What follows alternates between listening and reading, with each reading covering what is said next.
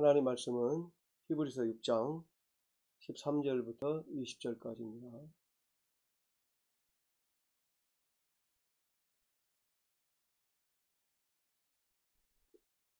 하나님 말씀은 히브리서 6장 13절부터 20절까지.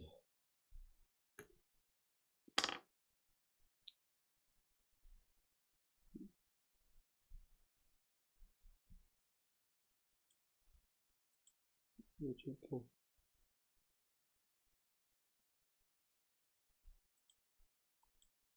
나눠 주지.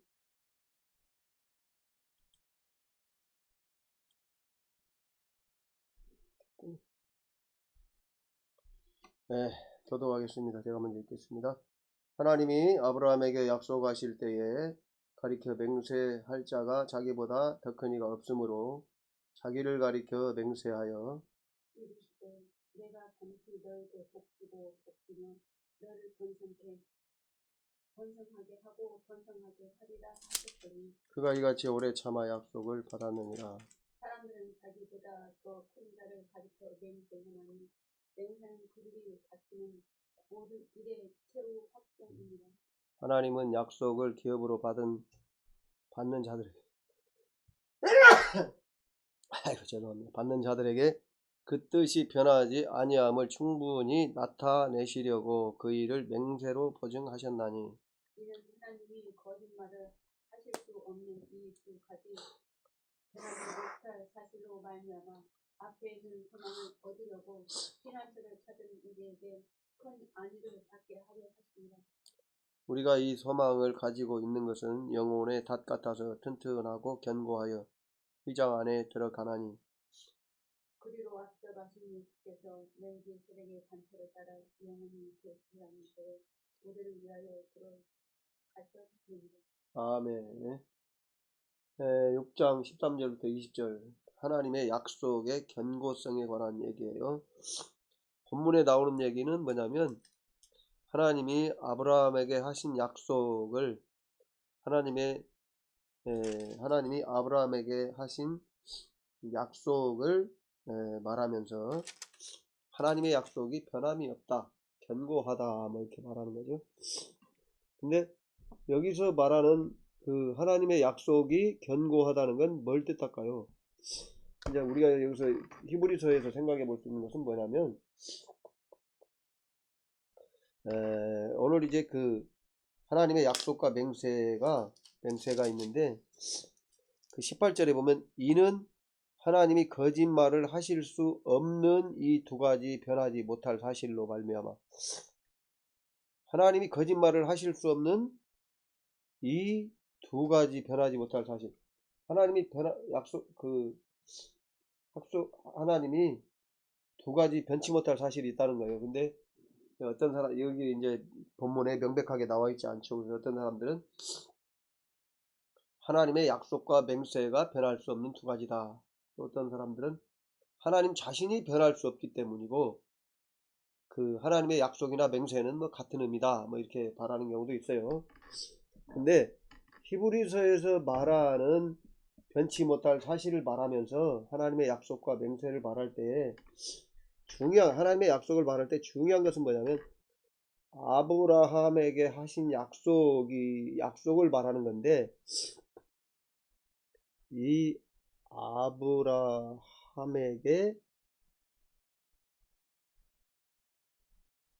하신 약속, 뭐 맹세든 약속이든 약속이 뭘 말하는 거냐. 1차적으로는 뭐냐면 시내산 언약에서 이루어졌는데 이거는 이제 그림자고요. 히브리서에 보면. 그 다음에 두 번째로 보면 이제 새 언약이 이 약속이 완성되는 거죠. 완성되는 거예요. 근데 이제 우리가 히브리서에서 말하는 것은 정확하게 뭐냐 하는 거죠. 히브리서에서 말하는 것은 새 언약에 있어서 새 언약의 객관적 구속이라기보다는 객관적 구속은 뭐예요? 히브리서 6장 1절부터 2절을 보면 이거는 기초죠. 기초. 초보.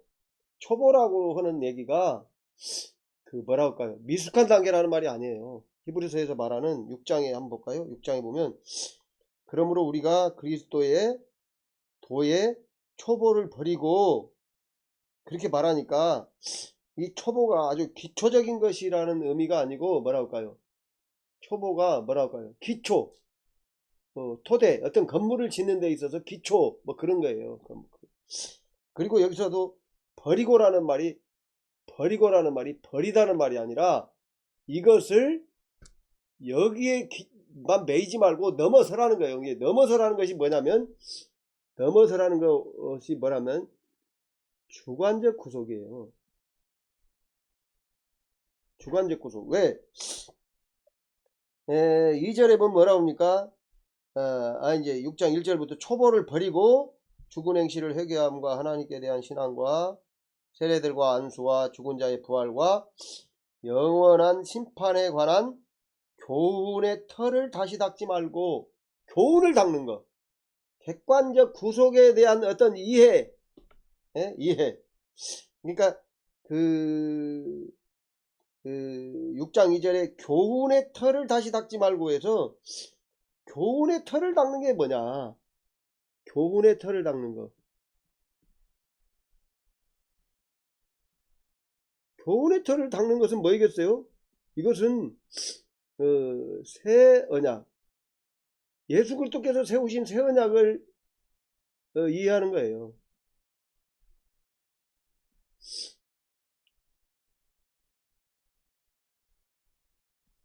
새 언약의 인식이라고 할까요? 인식. 이게 여기서 이게 어디에 나오냐면 히브리서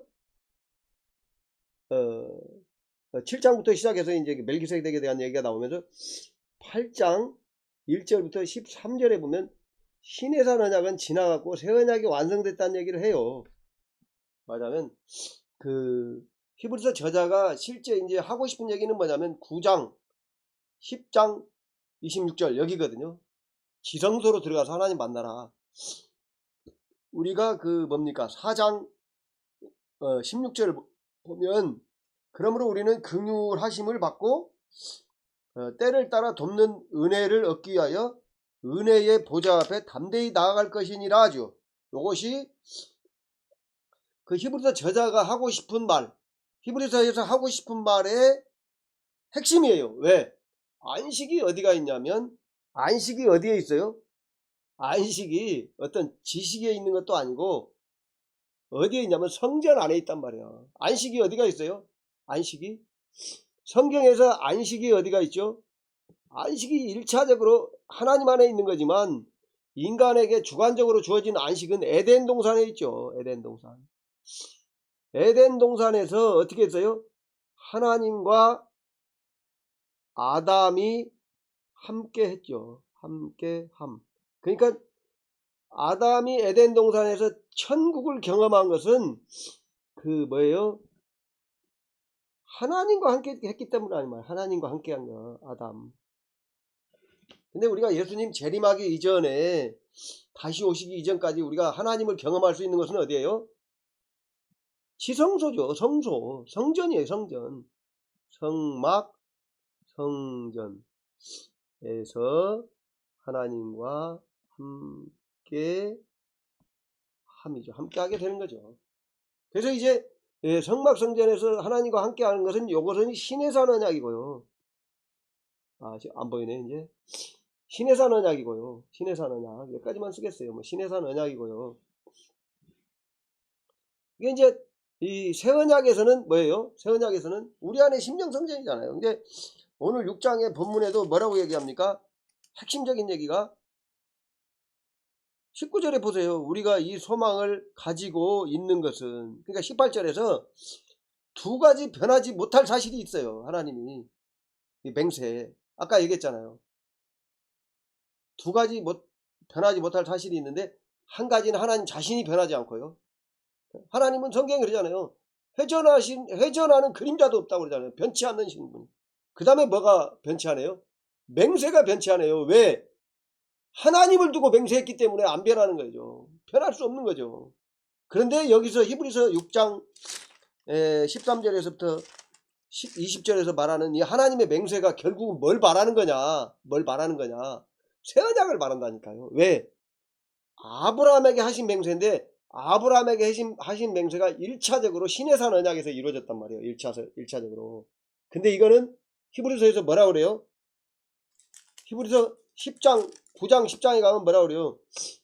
그래서 우리 쉽게 그냥 히브리서 10장에 보면 율법은 장차 올 좋은 일의 그림자일 뿐이요 참형상이 아니므로 율법이 뭐예요? 시내산 언약을 상징하는 거란 말이에요. 물론 히브리서 8장에 보면 시내산 언약은 폐지됐다고 얘기한단 말이에요. 그래서 우리는 오늘 히브리서 6장 13절에서부터 20절에서 하나님의 약속, 하나님의 맹세를 말할 때 하나님이 약속하셨는가 보다. 하나님이 맹세하셨는가 보다. 그 얘기가 아니에요. 그 얘기가 아니고 하나님이 아브라함에게 하신 맹세를 말할 때에 히브리서에서 하나님이 아브라함에게 하신 맹세를 말하면 뭔 얘기입니까? 새 언약을 말한단 말이에요. 새 언약을 말한다. 왜? 아브라함에게 하신 맹세가 1차적으로 아브라함의 자손도 1차적으로는 이삭이지만 정말 이제 핵심적으로는 예수 그리스도거든요. 그러니까 아브라함에게 하나님이 하신 맹세가 누구에게서 완성됐냐면 물론 모세를 통해서 그림자로 완성됐지만 예수 그리스도 아브라함의 유일한 씨, 아브라함의 단 하나의 씨, 한 자손, 그러면 예수님이란 말이에요. 아브라함의 한 자손, 예수님을 통해서 이루어진 완성된 새 언약을 말한다는 거예요. 그리고 히브리서에서는 새 언약 중에서도 뭘 말한다고요? 주관적 구속사. 객관적인 구속사는 어디서 말해요? 요거는요, 지난번에도 말씀드렸잖아요. 복음서에서 말한다고요. 사복음서에서 말한다고요. 이것이 새 언약의 객관적 구속사. 예수님이 이루신 구속, 기초, 터 이렇게 말하는 거예요. 터고 히브리서에서 강조하는 것은 뭐예요? 아까 얘기하다 말했지만 히브리서 6장 2절의 끝들이 완전한 대로 나아갈지어라. 완전한 대로 나아갈지어라. 누가 완전한 대로 나가라는 거예요? 예수 믿는 사람들. 이게 객관적, 주관적인 구속사란 말이에요. 예수님의 우리가 히브리서 2장 10절을 보시면 히브리서 2장 10절을 보시면 히브리서 2장 10절을 보시면 그러므로 만물이 그를 위하고 또한 그로 말미암으니가 많은 아들들을 이끌어 영광에 들어가게 하시는 일에 우리를 구원하시는 일에 그들의 구원의 창시자를 고난을 통하여 온전하게 하심이 합당하도다. 하나님께서 예수 그리스도를 고난을 통해서 온전하게 하셨단 말이에요. 이미 이 온전하게 하셨다고 2장 10절에서 말하는 게 뭐예요? 이게 객관적인 구속사라고 제가 몇 번 말씀드렸잖아요. 객관적인 구속은 완성이 됐어요. 예수께서 이루실 구원은 완성됐다고요. 물론 예수님의 재림만 남았어요. 예수님의 재림은 예수께서 완성하신 구원을 집행하러, 완전하게 집행하러 오시는 거지 구원이 부족해서 채우러 오시는 게 아니란 말이에요. 그리고 이제 히브리서 말하는 것은 뭐냐면 히브리서 6장 이전에 완전한 대로 나갈지어다는 우리의 구속을 말한단 말이에요. 주관적인 구속. 그러니까 히브리서 5장 11절에서부터 6장 12절까지 타락한 자들은 다시 새롭게 할 수 없다. 그렇게 강조했잖아요. 뭘 말해요? 말하자면 거듭난 자가 육신으로 사는 걸 말하는 거예요. 로마서에서 그런다고 했잖아요. 너희가 육신대로 살면 반드시 망할 것이로되 영으로서 몸의 행실을 죽이면 살리라. 거듭난 자는 이제 두 가지 길이 있단 말이에요. 두 가지 길이 있어요. 어떻게 사는? 육신으로 살아가지고 사망으로 가는 거고요. 영으로 살아서 육신으로 그 영으로 몸의 행실을 죽여서 성령을 따라 행해서 생명으로 가는 길이 두 길이 있단 말이에요. 말하자면 사망적 삶, 생명적 삶 두 길이 있단 말이에요. 두 길이. 예수 안 믿는 사람은 예수 믿을 것인가 안 믿을 것인가 두 길이 있지만 예수 믿은 이후에는 생명적인 삶을 살까 사망적인 삶을 살까 두 길이 있단 말이에요. 그걸 계속 말하는 것이 갈라디아서 성령의 열매 육체의 열매 그죠? 로마서 육신대로 살면 반드시 죽을 것이래. 영으로서 몸의 행실을 죽이면 살리라.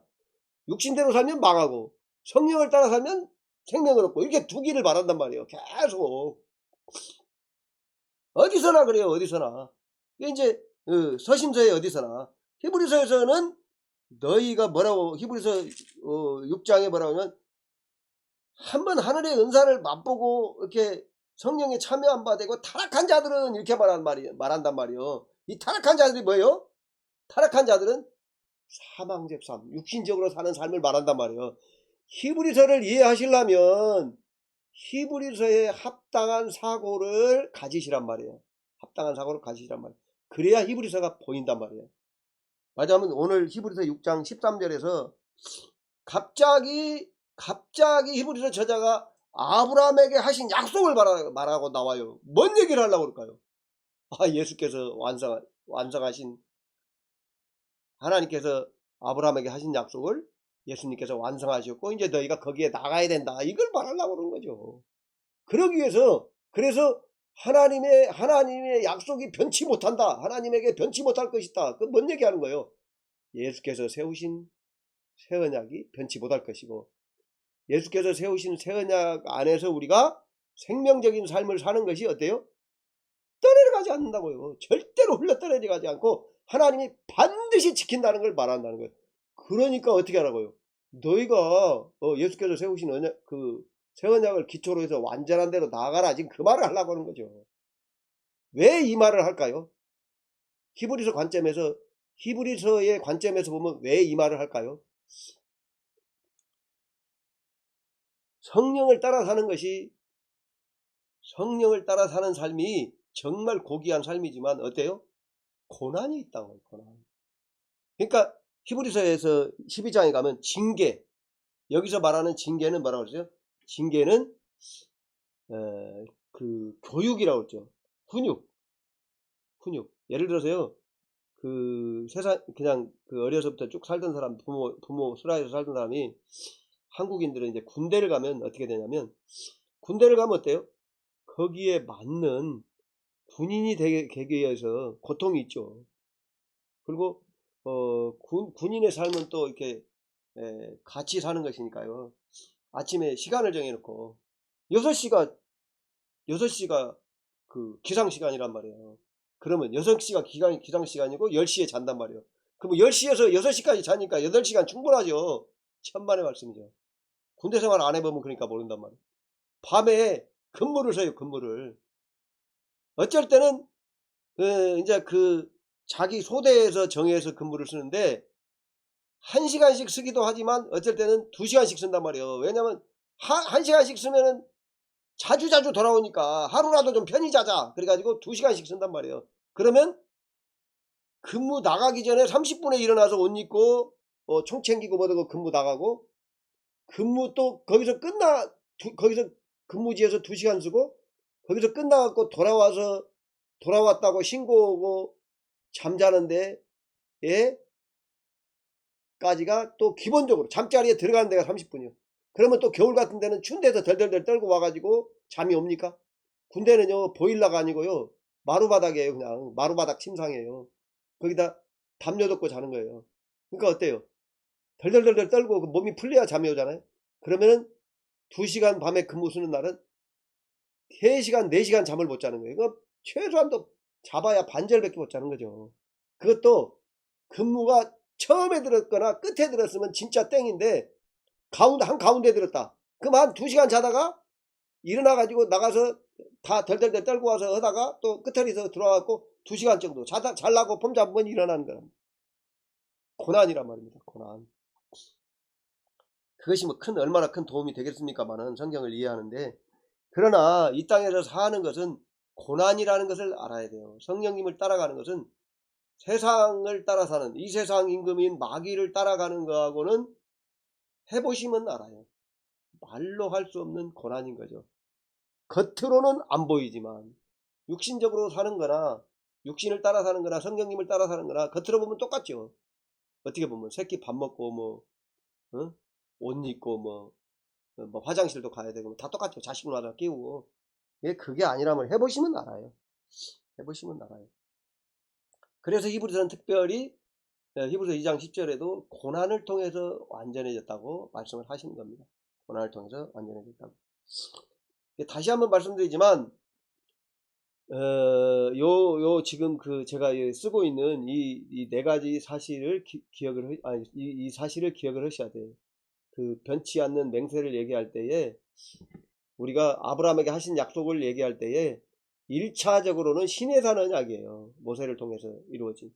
그 다음에는 새 언약에서 완성됐는데, 히브리서에서 하는 얘기는 예수께서 완성하신 객관적인 구속, 복음서에 기록되어 있는 객관적인 구속은 기초고요. 기초적 사실. 이 기초고 터라는 말은 주관적 구속에 있어서 기초고 터라는 말이에요. 아브라함에게 약속하신 것을 하나님은 예수 그리스도의 구원을 통해서 완성하셨어요.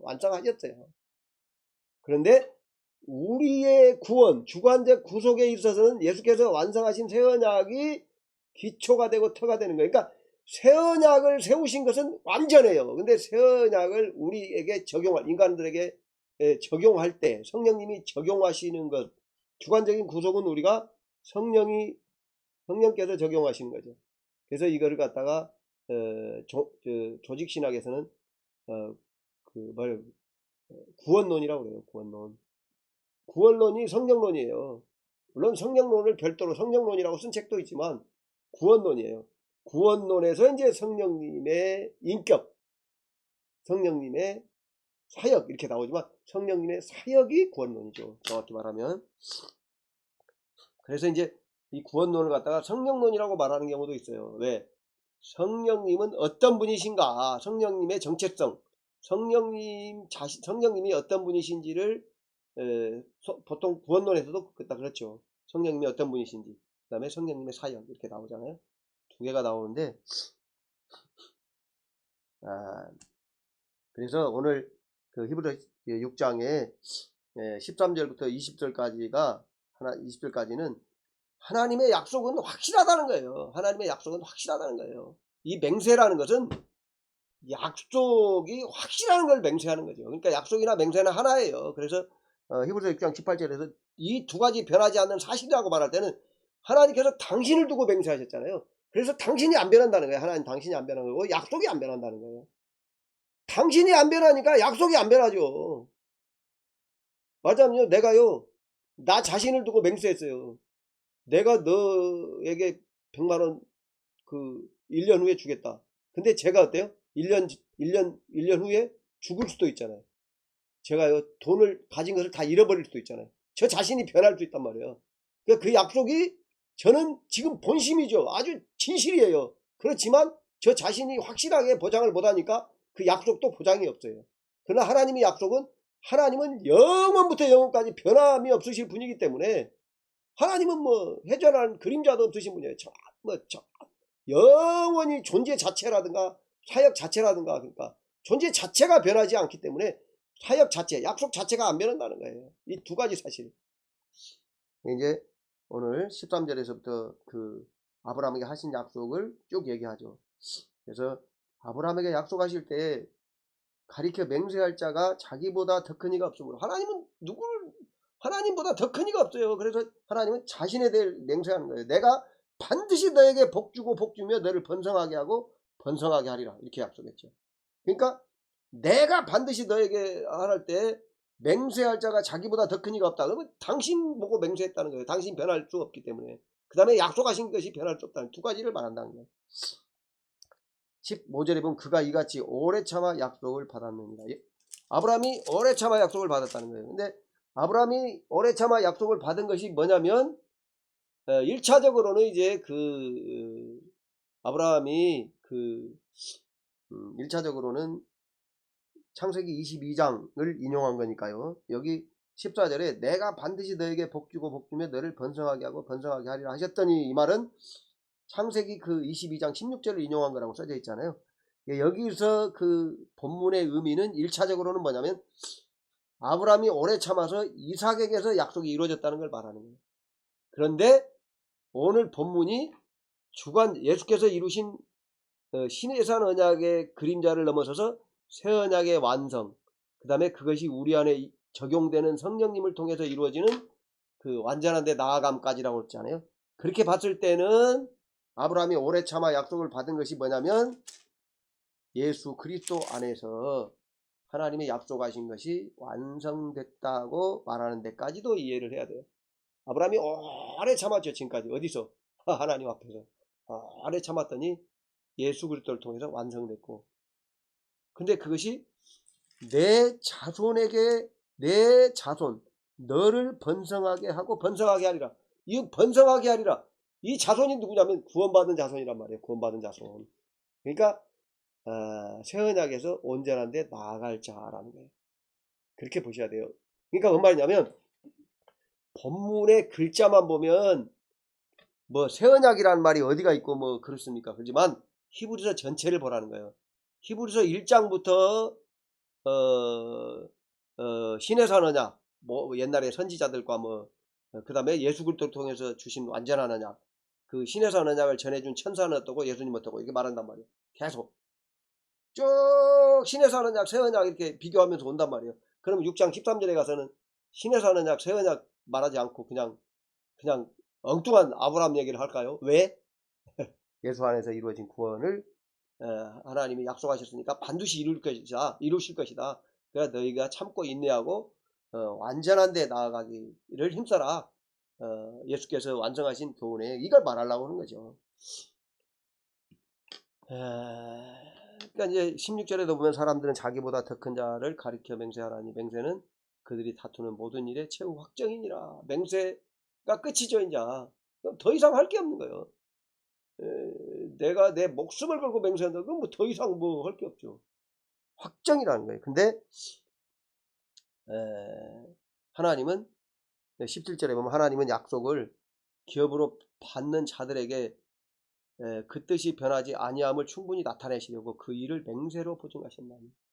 하나님은요, 당신이 약속하신 것이 반드시 이루어진다는 것을 말하기 위해서 내가 너에게 복주고 복주, 내가 너에게 복주고 복주, 나를 하나님이 자신을 얘기했다는 거잖아요.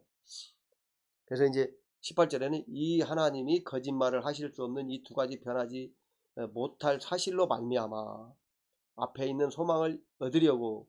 앞에 있는 소망이 뭐예요? 앞으로 올 소망, 예수 그리스도 안에 있는 소망을 말하는 거죠. 얻으려고 피난처를 찾은 우리에게 큰 안위를 받게 하려 하심이라. 이 피난처가 뭘까요?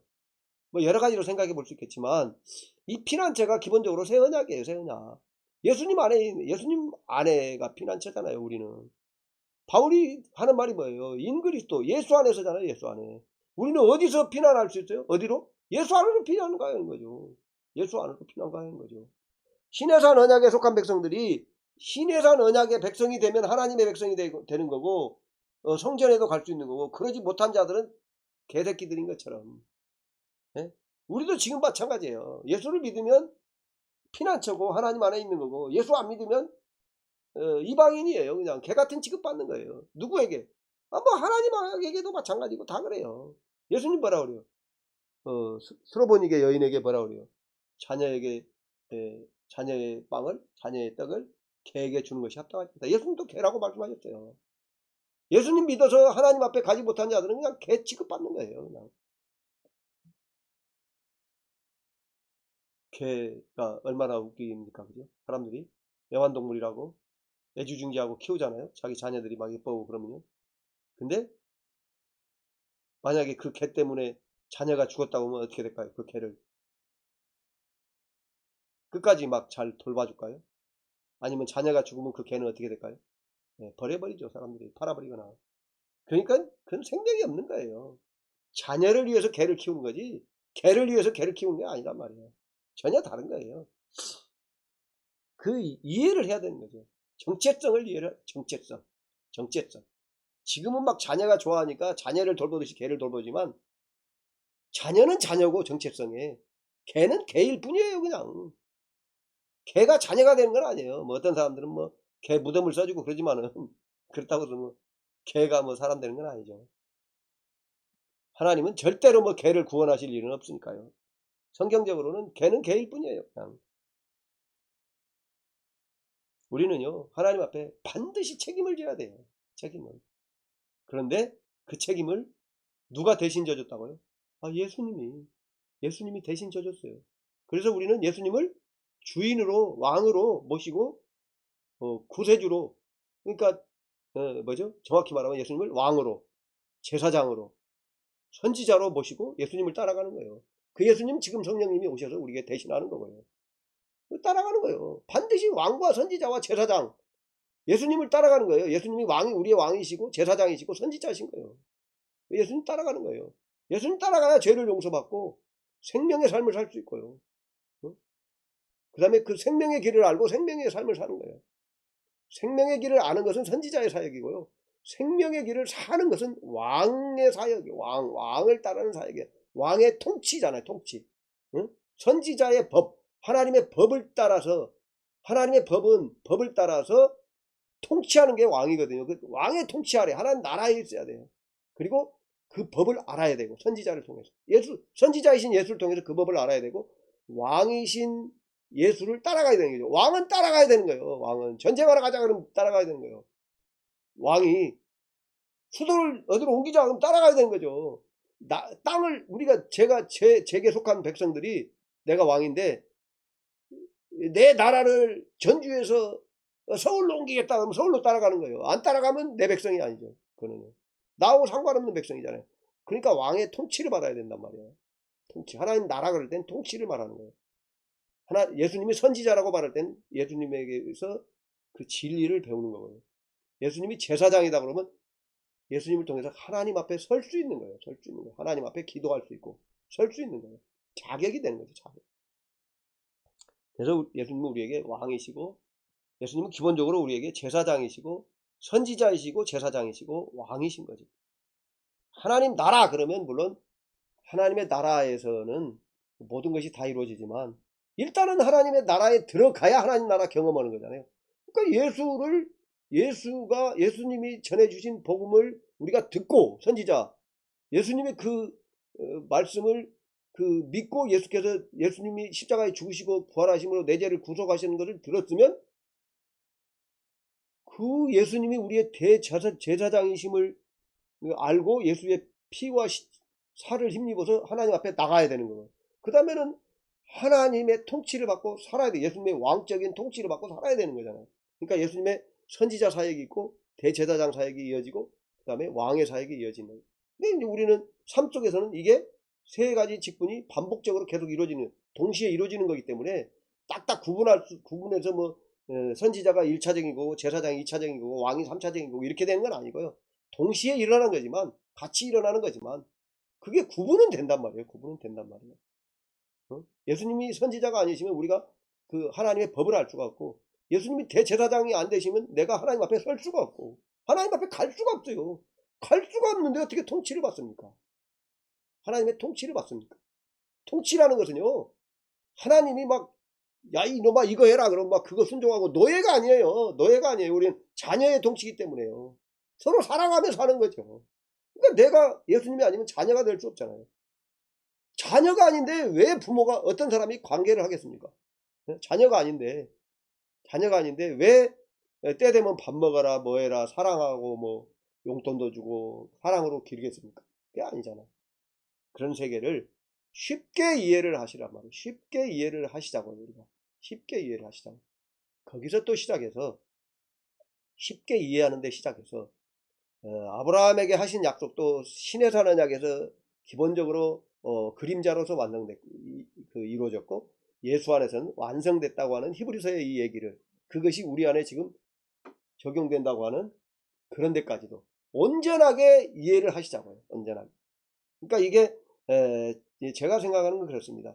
각자의 능력만큼 성령의 역사하시는 만큼 하나님이 필요하시는 만큼 하셨겠죠. 그러니까 우리가 그냥 쉽게 설교 듣고 이해할 정도까지만 가실 수 있는 분은 거기까지 가고, 좀 더 공부해서 시간을 내 가지고 가실 수 있는 분들은 이 성경을 통해서 기초적인 사실까지도, 신의 사는 약은 뭘 의미하고 새 언약을 뭘 의미하는지 정말 그 근본적인 데까지 더 이렇게 뭐랄 거예요. 좀 더 구체적으로 더 이해를 하시면 삶에 적용하는데, 성령의 인도를 따라가는데 아주 도움이 되는 거죠. 도움이 되는 거죠. 우리가 맹인이 지팡이 만들고 다니는 사람도 있고, 어떤 사람들은 그 잘 훈련된 인도견을 따라다니는 사람도 있잖아요.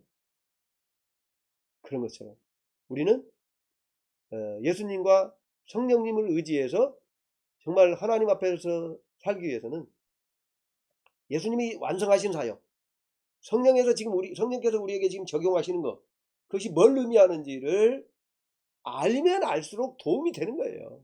돌이키는 데 도움이 됩니다. 알지 못하는 걸 어떻게 자기가 믿냐고요. 알아야 내가 그거를 인식을 해야, 듣고 인식을 해야.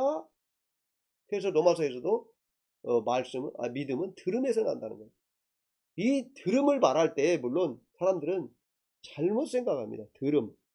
이 들음, 하나님의 말씀을 들음에서 난다는 거예요. 하나님의 말씀.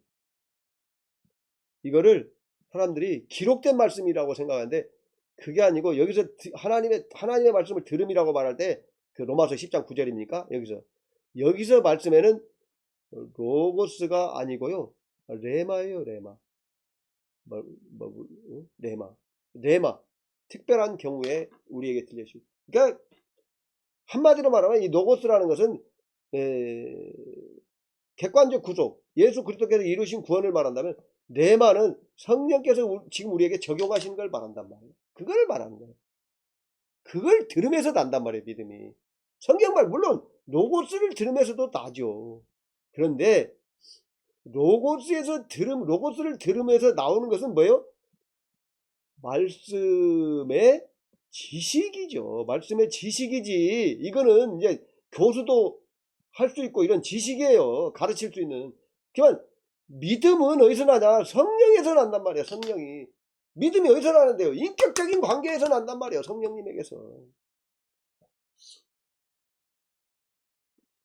자, 19절 보고 20절 보고 마치겠습니다. 우리가 이 소망을 가지고 있는 것은, 이 소망이 뭐예요? 히브리서 6장 2절에 우리가 온전한 데 들어갈 소망, 예수께서 이루신 것을 소망하는 게 아니에요. 예? 믿음과 소망과 사랑이 있는데, 소망이라는 것은 바라보고 있는 거잖아요. 우리가 지향하고 가는 거.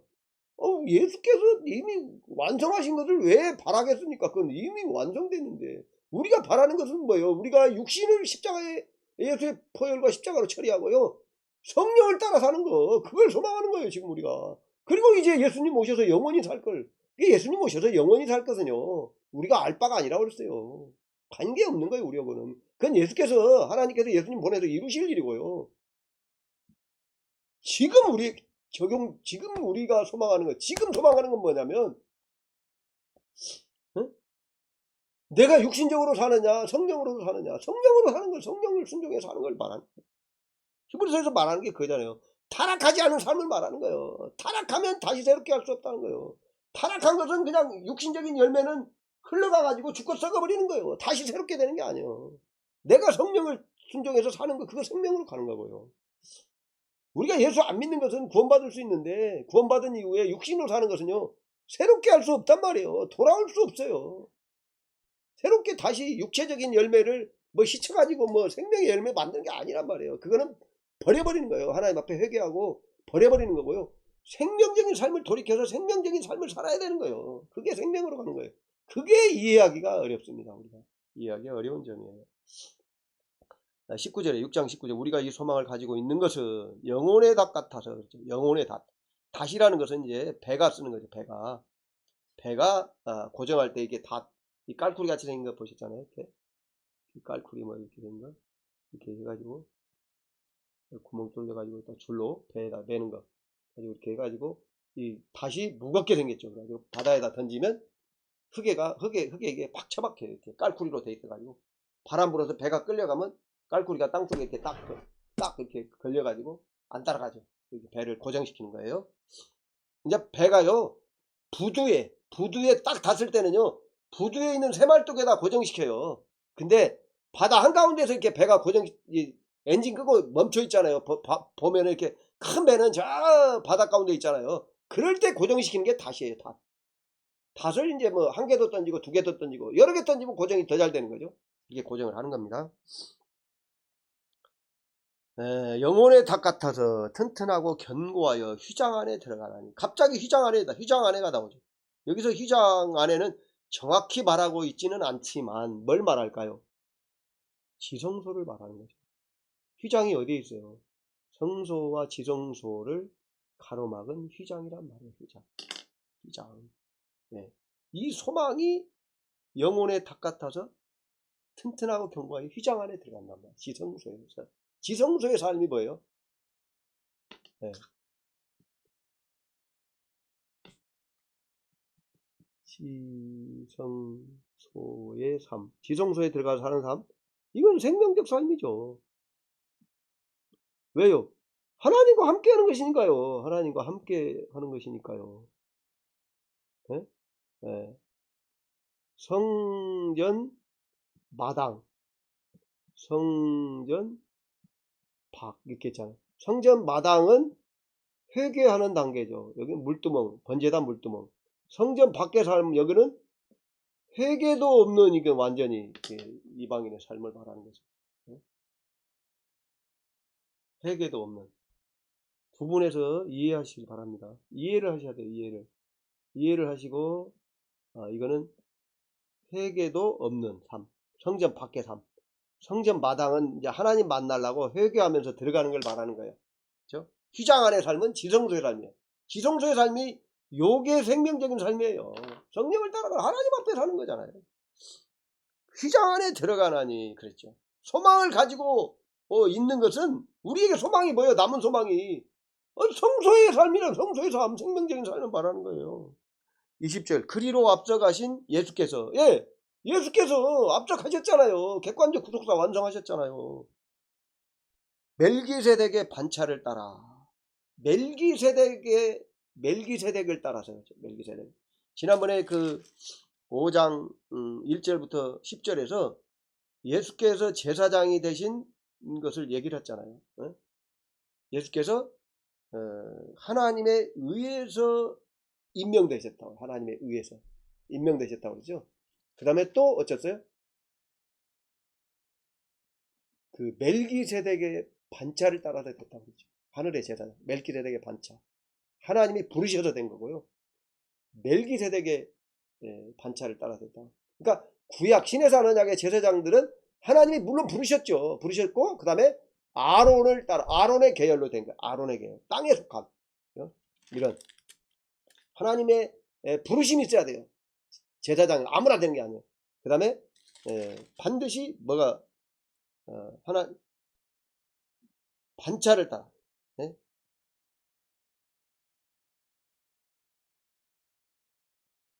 하나님의 임명이 있고요. 그렇게. 근데 여기서 이제 그 20절에 그리로 앞서가신 예수께서 멜기세덱의 반차를 따라 영원히 대제사장이 되어 우리를 위하여 들어가셨느니라. 영원히 대제사장이 되어 영원한 우리의 영원한 대제사장이요. 그러니까 어때요? 우리가 예수님 다시 오셨을 때도 예수 그리스도를 통해서 하나님 앞에 사는 거예요. 영원히 말이죠. 영원히. 그러니까 우리는 예수님은 우리의 물론 하나님이시지만 예수님은 십자가에서 죽으시고 부활하신 예수님은 우리의 영원한 선지자시고 대제사장이시고 왕이신 거예요. 우리는 영원히 예수님을 통해서 하나님 앞에 살 수 있는 생명의 길을 알게 되고 선지자시니까 그 다음에 그 생명의 길을 따라서 또 예수께서 피 흘리시고 십자가에 죽으신 그걸 따라서 우리가 예수님의 대제사장 사역을 통해서 하나님 앞에 서게 되고 그 다음에 예수께서 우리를 다스리신 것을 우리가 순종함으로 하나님의 자녀로서 살게 되는 거예요. 영원히 예수님 재림한 이후에도요. 이 땅에서만이 아닙니다. 영원입니다. 영원히. 왜? 한 번 하나님께 버림받았기 때문에 예수님의 구원이 없으면 영원히. 그러니까 사람들 얘기하잖아요. 천국 갔다 온 입신 갔다 온 사람도 다 예수님 앞에 서 있다고 얘기하잖아요.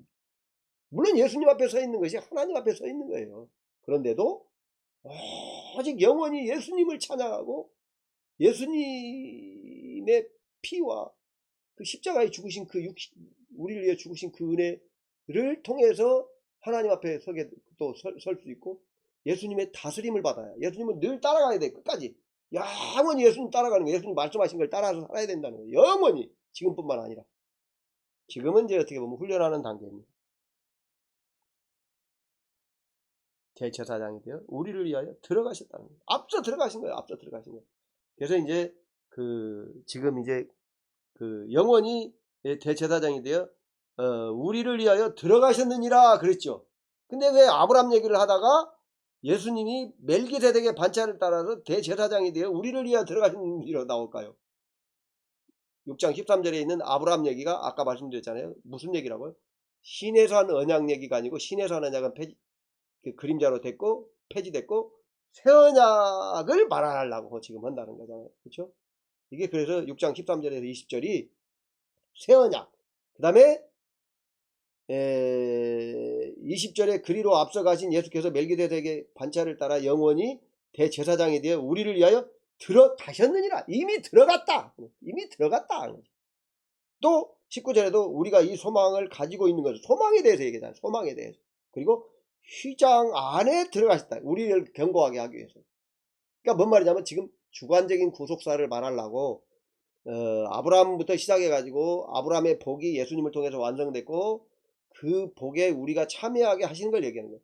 이미 예수께서 들어가셨다는 거예요. 그럼 우리는 들어가셔버리는데 뭐 지금 우리는 주관적인 구속사 내가 들어가야 되는 게 남아있다는 걸 말하는 거예요.